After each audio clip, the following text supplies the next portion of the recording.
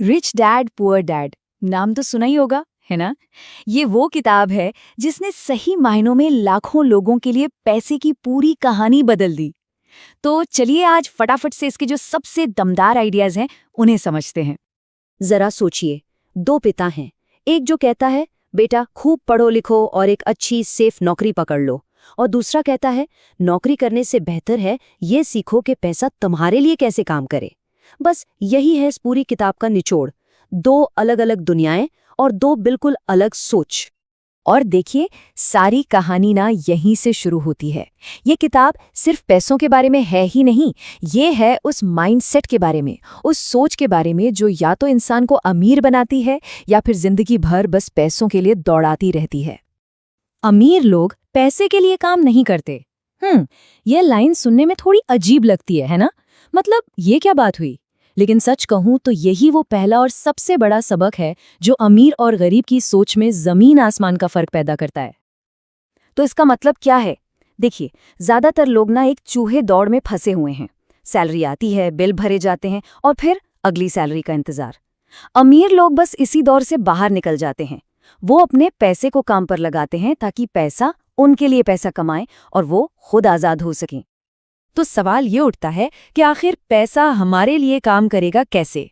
इसका जवाब इस पूरी किताब का सबसे जरूरी सबक सिर्फ एक चीज को समझने में छिपा है: एसेट्स और लायबिलिटीज के बीच का फर्क। चलिए इसको बिल्कुल सिंपल रखते हैं। एसेट यानी कि संपत्ति, वो कोई भी चीज है जो आपकी जेब में पैसा डालती है। बस जैसे मान लीजिए एक घर है जिससे हर महीने किराया आता है, ये एक एसेट है। और लायबिलिटी यानी कि देनदारी, वो ठीक इसका उल्टा है।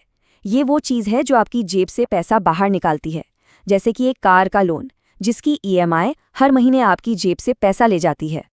तो अब आप देखिए, खेल कितना सीधा सा है। अमीर लोग अपना पूरा ध्यान, अपना समय और अपना पैसा एसेट्स खरीदने में लगाते हैं, मतलब ऐसी चीज़ें जो इनकम जनरेट करें।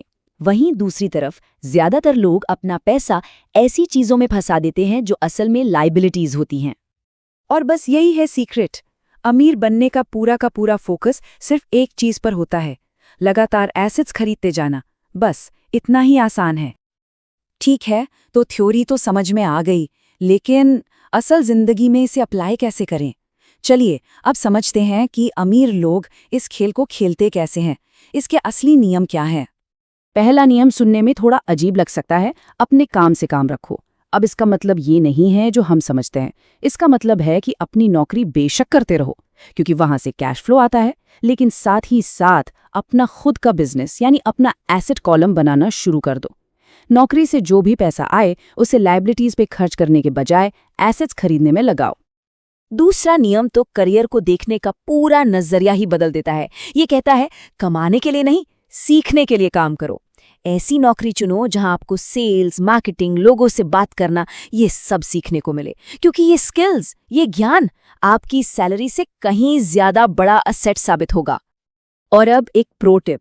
अमीर लोग अक्सर अपने पैसे को एक व्यक्ति की तरह नहीं, बल्कि एक कॉरपोरेशन या कंपनी के जरिए मैनेज करते हैं। अब ऐसा क्यों? क्योंकि हमारा जो सिस्टम है ना, वो कंपनियों को टैक्स में छूट और कानूनी सुरक्षा जैसे कई फायदे देता है, जो एक आम नौकरी करने वाले को कभी नहीं मिलते। अच्छा, अगर ये नियम इतने ही सीधे साधे हैं, तो फिर हर कोई अमीर क्यों नहीं बन जाता? ऐसी कौन सी सबसे बड़ी दीवार है जो हमें रोक रही है? इसका जवाब कहीं बाहर नहीं है, वो हमारे अंदर ही है। जी हाँ, ये रुकावट है हमारा अपना दिमाग, हमारा डर, हमारे मन का शक, हमारी सालों पुरानी आदतें। सच तो ये है कि पैसे का खेल जीतने से पहले हमें अपने दिमाग के अंदर का खेल जीतना पड़ता है। देखिए, ज्यादातर लोगों के लिए ना रिस्क एक बहुत डरावना शब्द है, वो इससे दूर भागते हैं। लेकिन अमीर लोग रिस्क से भागते नहीं, वो इसे मैनेज करना सीखते हैं। वो इसे समझते हैं, उसे कैलकुलेट करते हैं। वो अंधेरे में कूदते नहीं हैं, बल्कि टॉर्च जलाकर आगे बढ़ते हैं। ये सब कुछ बस नजरिए का खेल है। जब स्टॉक मार्केट गिरता है तो आम लोग डर कर सब कुछ बेचने लगते हैं। वहीं अमीर लोग इसे एक डिस्काउंट सेल की तरह देखते हैं, एक मौका अच्छे एसेट्स को सस्ते में खरीदने का। जहां एक को मुसीबत दिखती है, दूसरे को मौका। तो फिर इन सब बातों का निचोड़ क्या निकलता है?